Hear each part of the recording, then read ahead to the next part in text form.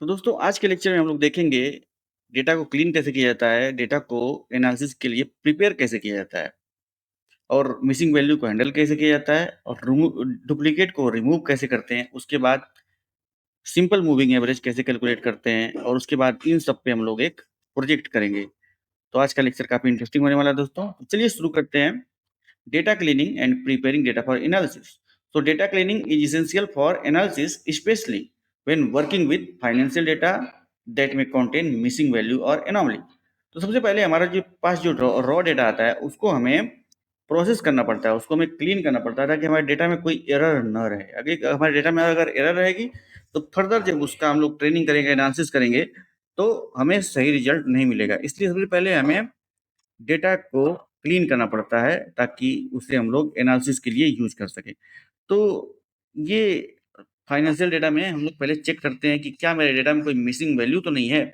अगर कोई missing value आएगी तो हमें जो प्रेडिक्शन मिलेगा, जो हम स्टॉक मार्केट का प्रेडिक्शन करेंगे, उसमें कुछ एरर आ सकती है। तो उसके लिए सबसे पहले अपने डेटा में से चेक करो कि इसमें कोई मिसिंग वैल्यू तो नहीं है। तो उसके लिए मैंने फंक्शन लिखा data dot is null dot sum, इसको मैंने प्रिंट करवा दिया। ठीक है, अगर डेटा में से कोई नल है और डॉट सम मतलब कितने डेटा नल हैं, ठीक है, कितने डेटा टोटल डेटा में से कितनी हमारी मिसिंग वैल्यू है उसका सम करके हमें बताओ।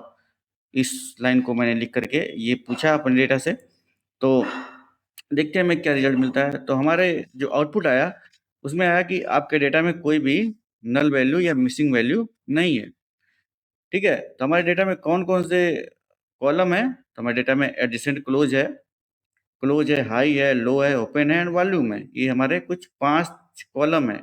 ओके, और टिकर है, यानी कि हम एप्पल स्टॉक का यूज कर रहे हैं डेटा एनालिसिस के लिए। ओके, तो नेक्स्ट, अरे पिछले वाले लेक्चर में मैंने आपको बताया था कि कैसे याहू फाइनेंस हम लोग डेटा इंपोर्ट करते हैं, कैसे डाउनलोड करते हैं, पांडा का यूज करके कैसे डेटा रीड करते हैं और कैसे हम लोग डेटा के बारे में हिडन इन्फॉर्मेशन होती है उसको जानते हैं। उसको मैंने प्रीवियस लेक्चर में आपको बता दिया है। तो अभी तो मैंने आपको बताया कि डेटा को के अंदर कोई मिसिंग वैल्यू हो तो उसको कैसे चेक करेंगे। अब हम लोग देखेंगे मिसिंग वैल्यू अगर आई है तो उसे हैंडल कैसे करेंगे। मान लो अगर क्या कोई मिसिंग वैल्यू आ जाती तो उसे हैंडल कैसे करते। So depending on the situation you may choose to fill और ड्रॉप मिसिंग वैल्यू। तो या तो आप जो मिसिंग वैल्यू है उसको फिल कर सकते हैं या फिर उसको ड्रॉप कर सकते हैं। आपके पास 2 ऑप्शन है। ठीक है, अगर फिल करना रहेगा तो data dot fill N A लिखेंगे, अगर ड्रॉप करना रहेगा तो data dot drop N A function लिखेंगे और in place equal to true लिखेंगे और मेथड यहाँ पे फॉरवर्ड फिल का लगाएंगे आप। ठीक है, अब चलते हैं हम लोग डुप्लीकेट के ऊपर। अगर हमारे डेटा में कोई डुप्लीकेट है तो उसको कैसे हटाएंगे। तो ये है डेटा डॉट ड्रॉप डुप्लीकेट। क्योंकि डुप्लीकेट हटाना है तो उसके लिए हम लोग कौन सा फंक्शन यूज करेंगे, ड्रॉप डुप्लीकेट। अगर इस पे आप माउस ले जाएंगे तो ये आपको बताएगा कि इसका मतलब क्या है। ओके, इसका मतलब क्या है, ड्रॉप डुप्लीकेट का मतलब return data frame with duplicate row removed considering certain column is optional, indexes including time indexes are ignored. ठीक है, आपको कुछ भी अगर जानना है तो उस पर आप माउस ले जाइए, वो आपको कंप्लीट डिटेल आपको बता कर दे देगा। चलिए इस कोड को रन करते हैं। अगर कोई डुप्लीकेट वैल्यू हो तो उसको हटा देगा ये कोड हमारा। अब हम लोग चलते हैं कुछ एडवांस एक्सरसाइज में। Implementing moving average. Moving average को कैसे इंप्लीमेंट करते हैं, उम्मीद करता हूँ मूविंग एवरेज आपको पता होगा कि मूविंग एवरेज होता क्या है, इसको कैलकुलेट कैसे करते हैं। इसके ऊपर हम लोग एक कंप्लीट अलग से एक लेक्चर बना करके ही इस सेशन में डाल देंगे, जिससे आप उसे पढ़ेंगे, समझेंगे और मूविंग एवरेज के बारे में जो भी आपको क्लियर डाउट होंगे वो क्लियर हो जाएंगे। So moving average are commonly used in finance to smooth out price data and identify the trends. Okay, price data को स्मूथ करने के लिए और ट्रेंड को आइडेंटिफाई करने के लिए हम लोग मूविंग एवरेज का यूज करते हैं। ओके, तो मूविंग एवरेज के भी 2 प्रकार होते हैं, simple moving average and exponential moving average.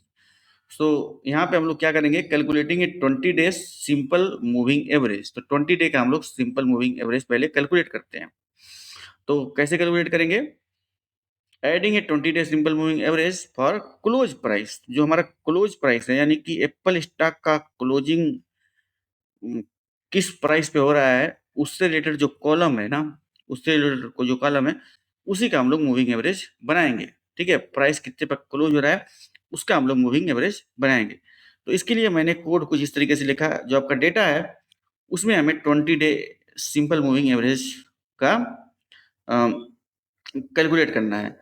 फिर मैंने डेटा के अंदर जो मेरा क्लोज कॉलम है उस पर मैंने रोलिंग रोलिंग मूविंग एवरेज को कैलकुलेट करने के लिए फंक्शन लगाया जाता है। और विंडोज 20, तो अगर रोलिंग भी आप ऐसे माउस ले जाएंगे तो ये क्या बताता है, प्रोवाइड रोलिंग विंडो कैलकुलेशन। तो यहाँ पे आपने लेगा, ये कैलकुलेशन बैक एंड में करेगा। विंडो इक्वल टू 20 यानी 20 डेज डॉट मीन, ठीक है, मतलब मीन उसका निकालना है, ठीक है।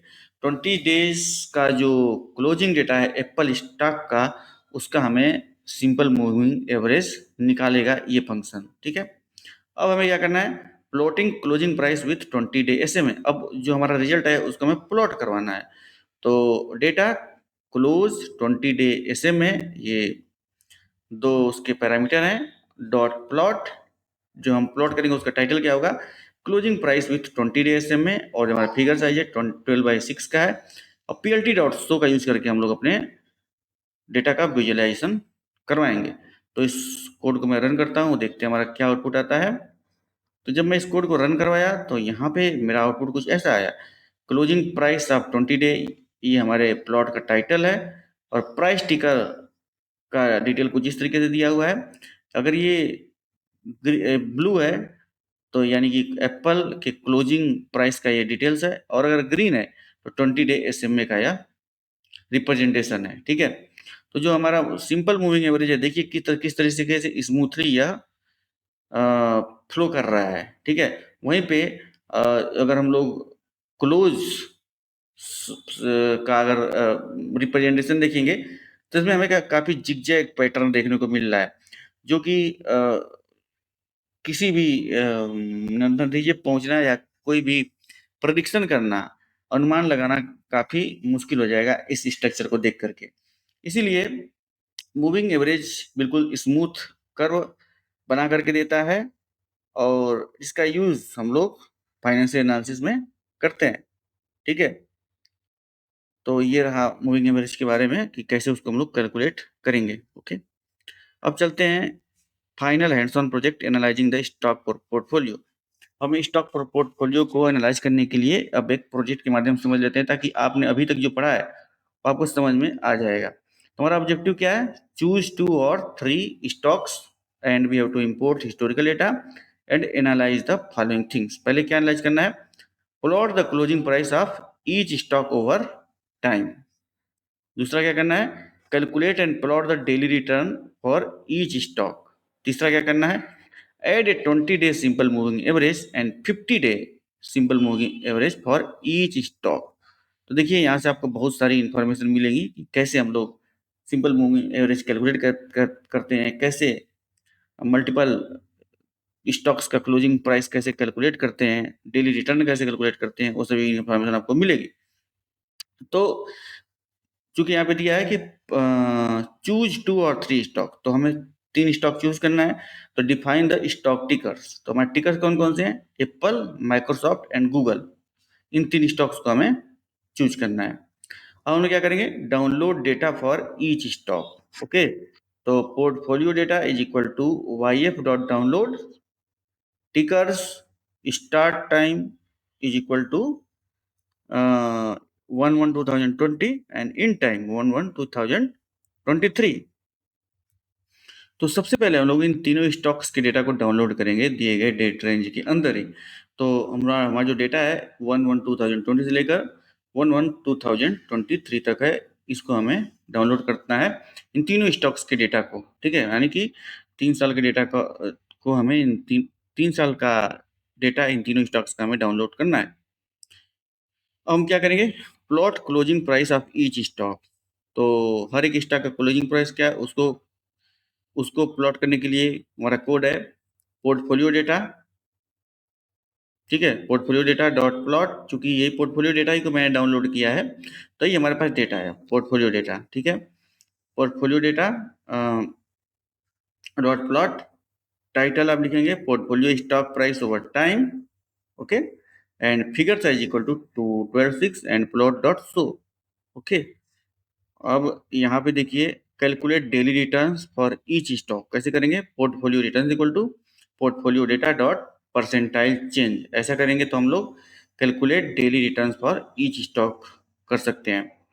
Plot daily returns for each stock.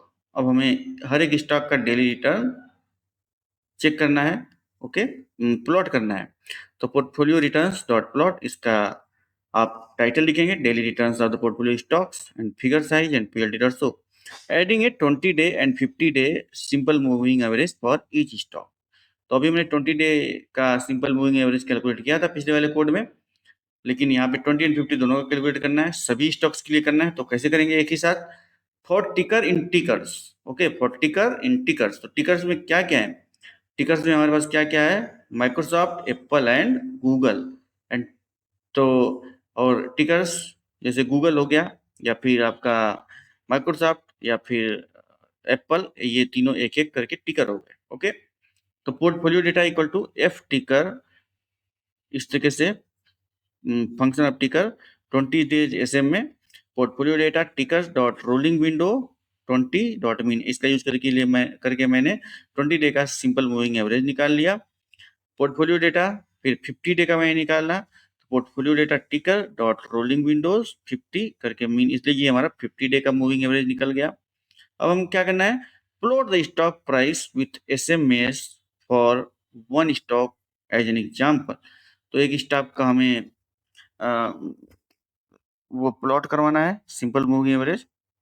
तो हम एप्पल का ले लेते हैं और इसको हमें प्लॉट करवाना है, ठीक है। तो चलिए इस कोड को हम रन करके देखते हैं क्या रिजल्ट हमारे पास आता है। ओके, तो समझ में आ गया होगा आप लोगों को दोस्तों कि किस तरीके से हम लोग कैसे हम लोग अगर ये मूविंग एवरेज निकालना हो या डेली रिटर्न निकालना हो या फिर 20 डेज एसएम में या 50 डेज एसएम में निकालना हो तो कैसे हम लोग निकालेंगे। ओके, तो इसीलिए ये इस प्रोजेक्ट करवा के मैंने ये चीज़ आपको बताने की कोशिश की थी, ठीक है। आइए देखते हैं कि पहला वाला जो हमारा पहला वाला प्लॉट किस चीज़ का है। ये हमने 3 प्लॉट करवाया था, तो पहला वाला प्लॉट है हमारा plot the closing price of each stock over time. तो ये हमारा क्लोजिंग प्राइस का प्लॉट है। तो ये जो ब्लू वाला है वो एप्पल का है, ऑरेंज वाला गूगल का है, ग्रीन वाला माइक्रोसॉफ्ट का है। तो ये देखिए क्लोजिंग प्राइस कैसे कैसे मूव कर रहा है टाइम के साथ साथ, इसका ये प्लॉटिंग है, ठीक है। सबसे ऊपर वाला आपका ज़्यादा है यानी माइक्रोसॉफ्ट का है, उसके बाद आपका एप्पल का है, फिर सबसे नीचे आपका जो है वो गूगल का है। अब दूसरा जो हमारा daily return of portfolio stocks, जो हमारे पोर्टफोलियो स्टॉक्स हैं उनके डेली रिटर्न का का हमें प्लॉटिंग करवानी है। तो कुछ इस तरीके से इसका प्लॉटिंग आएगा।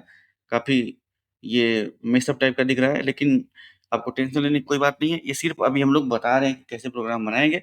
जब उसका हम लोग उसका रियल टाइम में जब हम लोग चेक करेंगे तब आपको ज़्यादा समझ में आएगा। जब हम लोग लाइव एप्लीकेशन करेंगे तो बताएंगे। अभी सिर्फ ये आइडिया लेने के लिए बताया जा रहा है कि कैसे हम लोग प्रोग्राम लिखेंगे।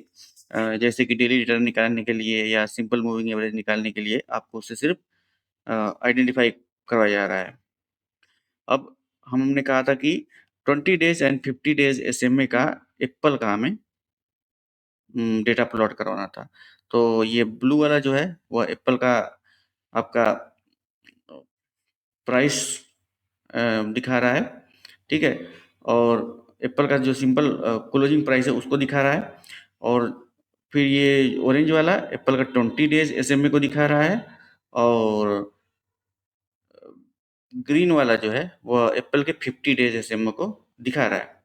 तो ठीक है, तो ये सब आपको पता लगेगा कि कैसे 20 डेज एसएमए वाला जब ग्रीन वाले को काटता है तो क्या होता है, ग्रीन वाला ऊपर से जब 20 डेज वाले को काटता है तो क्या होता है, ये सभी डिटेल्स आपको बताए जाएंगे। अभी फिलहाल ये एक सिंपल कैसे हम लोग मूविंग एवरेज कैलकुलेट करते हैं, कैसे प्लॉटिंग करवाते हैं, कैसे रिटर्न कैलकुलेट करते हैं, कैसे उसका प्लॉटिंग करवाते हैं, उसको जानने के लिए इसको हमने आपको बताया। तो उम्मीद करता हूँ दोस्तों आपके लिए आज का लेक्चर आपको काफ़ी अच्छा लगा होगा। मिलते हैं फिर नेक्स्ट लेक्चर में। Till then keep exploring and keep learning, machine learning and deep learning.